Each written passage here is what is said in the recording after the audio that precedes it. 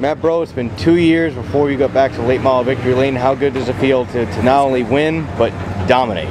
Well, it feels good. It feels good to dominate, definitely. I mean, the heat and the feature to walk away with it like that is something else. Have you ever done that before? What's that? Have you ever done that before, where you just had the car that good? And oh yeah, that happened. I don't know if it happened the first year, but it's happened when I was in the mini cups. That's happened quite a bit. In the mini cups, I actually almost caught the back of the pack. Wow. Once, yeah, it's definitely fun when it does that. But when it's close like that, close racing's always fun, but it makes a lot more nerve-wracking out there. How frustrating has it been since your last win to have a car as fast as you've had at times, and just getting somebody else's mess or flat tire, something that's completely out of your control, and then have to wait another week to get a win? It's bad. It's happened the whole year. This whole year we've had, maybe not the fastest car, but at least a top 5 car. And there's probably at least once this 4 races that we've had or 5 races that we've had where I could have won. And something dumb mistakes that I make. That's what really makes me mad. It's not so much the other drivers, because you can't control what the other drivers do. But when you go out there and you make a mistake, then that really isn't. That's not good. I lose sleep over those. Well, hopefully you sleep pretty well tonight by comparison. I should. And how great is this to have a Father's Day gift with Breault Roofing as a family sponsor, a whole family effort here to have a win on Father's Day weekend? Oh, it's good, especially last year my dad teased me. Totally forgot to get him a Father's Day card. He's never let me down for that. I got him something a little for Father's Day, but he wanted the card and I forgot to give him my card. So this is good this year. I think this is a little better than the card. You should be all set by that. Now the problem, if I don't get him a card, he's gonna yell at me because I just won and definitely can afford a card now. Where are some of the crew members and sponsors that get you to the track every week? My main sponsor is my dad. Right now I haven't gone out and actually gotten any other sponsors. I have Stevens Home Improvement that my friend Mark got me. They're my money-wise. My dad and right now are the only ones that give me money. I have some other people that help me out. John McKenna, he helps me setting the car up, and he's the best what he does with. Yeah, I called him today and talked to him on the cell phone and probably bothered him while he was having dinner, and wanted to tell him what the car was doing, and he definitely made it better. He's probably, not money-wise, but he's probably one of the biggest influences that I have for this racing, because without him, I don't think me and my dad me and him both together, I don't think have even a third of what he has of knowledge for racing. So he's definitely the biggest influence, that helped me get here every single Saturday to help the car get better, because there's so much to it.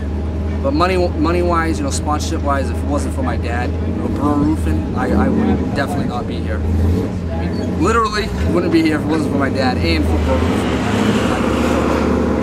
Any prospects of moving up maybe to Pro Stock, or just budget-wise this fits what you can do right now? Last year we wanted to move up to Pro Stock, so we got a couple offers on the car, and they just weren't. When we thought about it, I'm like, the amount that we thought the car was worth, the amount that they were offering us. I mean, they probably could have got a race truck with some of the amounts that they were offering us. You can't compare a truck to a late model. Right. There's so much of a big jump, and there's so much more money. So if this year we sell it, like we wanted to sell it last year, I think we could move up. I definitely don't want to make a mistake of moving up and not having enough money. We're comfortable doing this. I'd rather do this for the rest of my life than move up and be a nobody because we don't have the money to keep up with them. But the good thing is the Pro Stocks are about the same money that they are a year.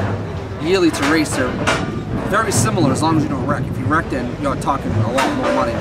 But their tires are the same price, about a little bit more money. Their gas is, I don't know if they use a little bit more gas or about the same gas. But they also get $1,000 to win. We only get $500. So as you can see, if you're in a Pro Stock and you have the funds to at least get you started through the year, and you have a good year, you definitely a lot more money to run. You get a lot more money to run a Pro Stock, but just getting to that point is a lot more. You can look at maybe 10, 12 grand for a used late model for a decent one, and then you can look at 15 to 20 for a real good Pro Stock. And it's just having that money to get up to that point. Right. How good was that car out there tonight? Because, I mean, you have some guys that say that car was perfect, that wouldn't change a thing. Others say, well, it was still loose off, I'd still work on it. Yeah, the second one you said, yeah, it was loose off. definitely about 12 laps to go. The car started to get really, really loose. I mean, like sideways loose. And I looked at my mirror. I saw that I was so far ahead. There was no way that would have caught me 12 laps. So I just started laying off, and I just started just driving around. I must have had decent lap times because they really weren't catching me that much. So it must have still been going pretty good. The car was definitely not perfect. The car really, as weird as it's going to sound, it wasn't even winnable. I mean, if there was a caution, I definitely probably wouldn't have won.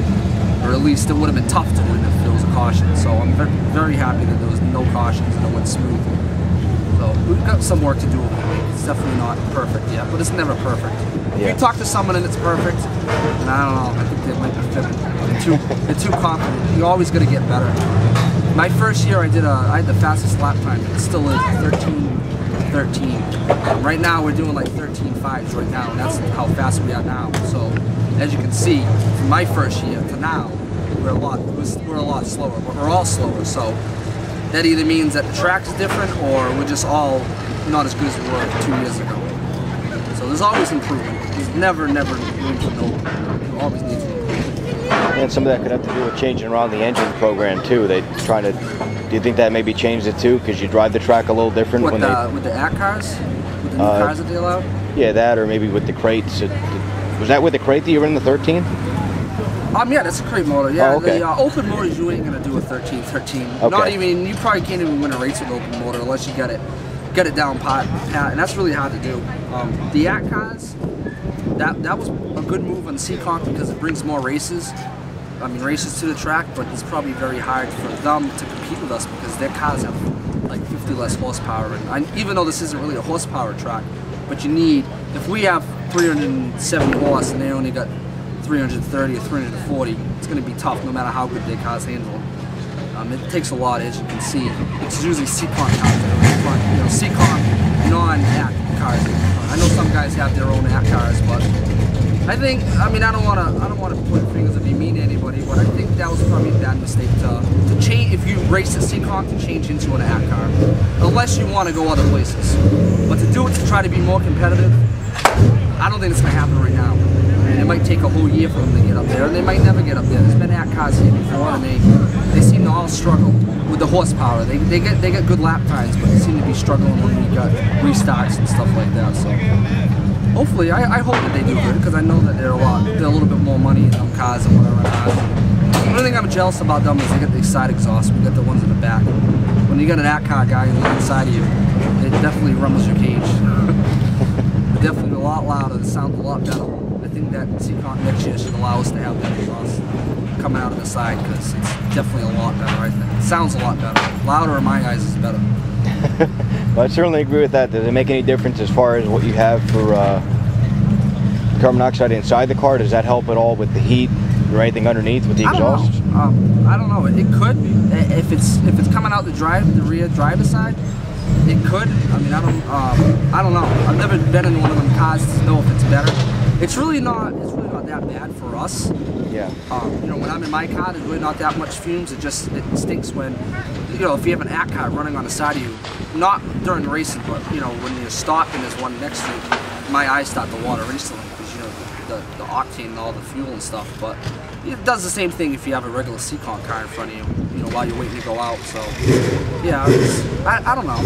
Maybe when you're driving, it might be better because the exhaust is going away from you. It's not, instead of going in the car back, you might tend to get trapped up in the body in the back of the car, underneath where the body is. It might go into the cage where you sit. So it might be better. It might not.